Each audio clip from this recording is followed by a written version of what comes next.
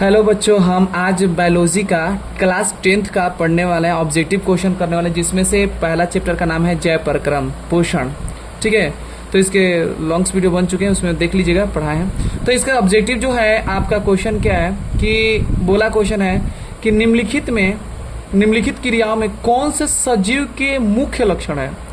तो देखो, सजीव में पहला नंबर स्थानांतरण, मतलब एक जगह से दूसरे जगह जाना, और फिर ख जो दिया है श्वसन भी आ जाएगा, और प्रकाश संश्लेषण जो पौधे में होती है।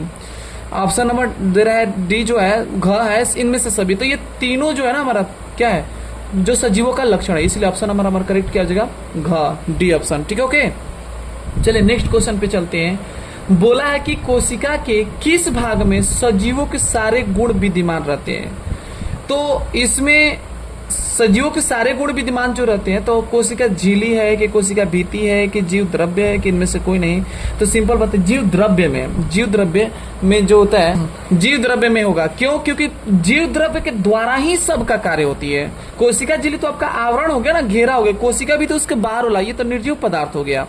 तो इसलिए हमारा जो ऑप्शन होगा वो ग नंबर ऑप्शन होगा। ओके, अगला क्वेश्चन बोला है कि वे सारी क्रियाएं जिनके द्वारा जीवों का अनुरक्षण होती है। जीवों का अनुरक्षण अर्थात उसको बोलते हैं जैव परक्रम। डायरेक्टली तो परिभाषा ही दे दी है। हाँ, पोषण तो अलग हो गया, जो हमारे खाते हैं पीते हैं उसके बारे में बात कर रहा है, तो जिसे पोषण बोलते हैं। ठीक ना, तो अब इसको क्या होता है, जीवो अनुरक्षण हो गया। आगे क्वेश्चन नंबर क्या कहलाता है, नेक्स्ट क्वेश्चन पे चलते हैं कि बोला निम्नलिखित में से कौन स्वपोषी होते हैं। तो स्वपोषी का मतलब होता है कि जो खुद पे निर्भर होता है, और जो खुद पे निर्भर होता है इसका तात्पर्य है कि सिर्फ हरे पेड़ पौधे ही होते हैं। जीवाणु कभी खुद से निर्भर नहीं रहते, किसी और पे खाते हैं, है ना। और कवक भी नहीं, सभी जीव जंतु भी नहीं, सभी जीव बोला है, जीव में तो आ जाएंगे, लेकिन इसमें ऑप्शन दिया है ऑलरेडी, हरे पेड़ पौधे भी आ जाएंगे, लेकिन फिर भी इसमें ऑलरेडी हरे पेड़ पौधे दिए हैं, इसलिए हरे पेड़ पौधे ही हो जाएगा। ऑप्शन नंबर डी हो जाएगा, घ नंबर हो जाएगा। अगला क्वेश्चन बोला है कि जो प्रकाश संश्लेषण, तो बोला है कि प्रकाश संश्लेषण किन पदार्थों का निर्माण करता है। तो देखिए, हमने प्रकाश संश्लेषण में जो देखा जो रिएक्शन, तो आपको पता है कि प्रकाश संश्लेषण में जो CO2 है प्लस H2O, क्योंकि कांचा पदार्थ इस्तेमाल करते हैं, और खुद दिमाग लगाइए, और क्लोरोफिल का उपस्थिति में भोजन बनाता है। तो भोजन बनाता क्या है, तो प्रकाश संश्लेषण की उपस्थिति में जो भी भोजन बनते हैं कार्बोहाइड्रेट बनता है, ग्लूकोज बनता है, इसीलिए हमारा सी नंबर ऑप्शन आता है, ग नंबर ऑप्शन होगा। चलिए अगला क्वेश्चन, नेक्स्ट क्वेश्चन पे चलते हैं। इसके बाद बोलता है कि जो गोबर छत्ता जो होता है ना, 6 नंबर क्वेश्चन, कि गोबर छत्ता में किस प्रकार का पोषण होता है। तो जो गोबर छत्ता देखे होंगे कि गोबर छत्ता मतलब अर्थात मशरूम बोलते हैं, वो जितने मशरूम होते हैं वो सब के सब सड़े गले पे उगते हैं, अर्थात मृत जीवी, मरे हुए, परजीवी नहीं। स्वपोषण मतलब वो तो खुद से भोजन बनाते हैं, खुद से नहीं, मरे हुए चीज पे कर रहा है, इसलिए हमारा ग नंबर ऑप्शन करेक्ट होगा।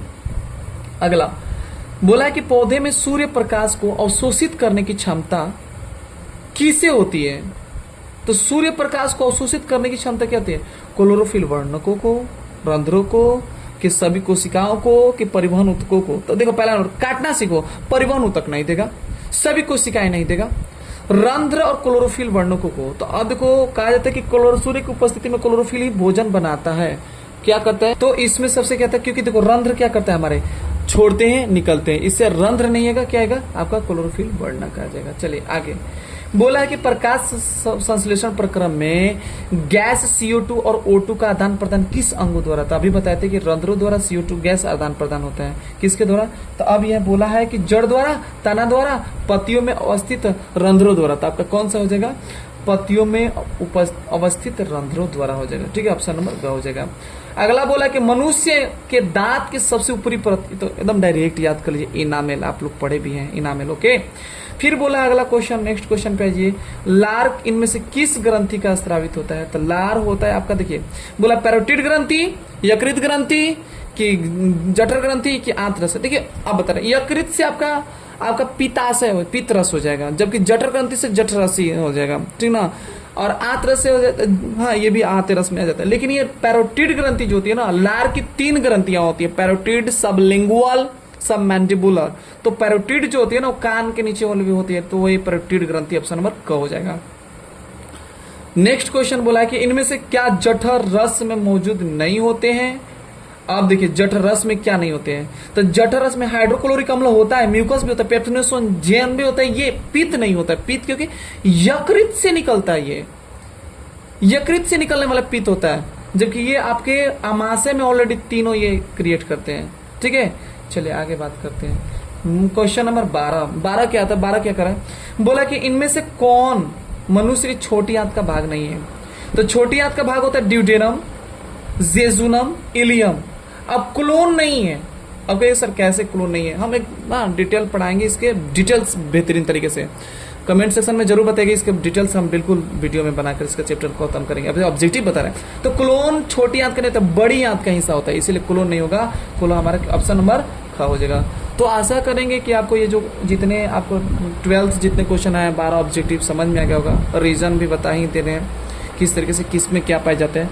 तो कोशिश करेंगे आगे बढ़ने के लिए, और जाते जाते लाइक एंड सब्सक्राइब करना ना भूलिएगा, जिससे हौसला बढ़े, और इसी प्रकार ऑब्जेक्टिव साइंस का अब आपके बीच मध्य आते रहेंगे। Thank you for watching this video.